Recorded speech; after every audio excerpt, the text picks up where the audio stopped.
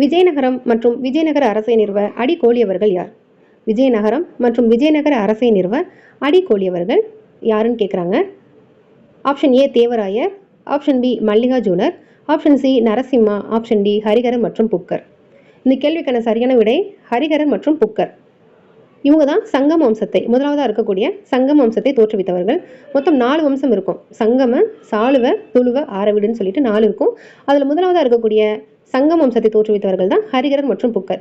இவங்களிருந்து தான் விஜயநகர அரசு ஆரம்பமாயிருக்கும்.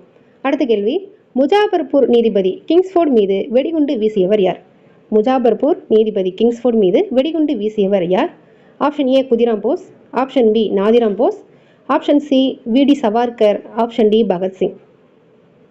இந்த கேள்விக்கான சரியான விடை குதிராம் போஸ். இவர் தான் முஜாபர்பூர் நீதிபதி கிங்ஸ்ஃபோர்ட் அப்படின்றவர் மேலே வெடிகுண்டு வீசியிருப்பார். குதிராம் போஸ்.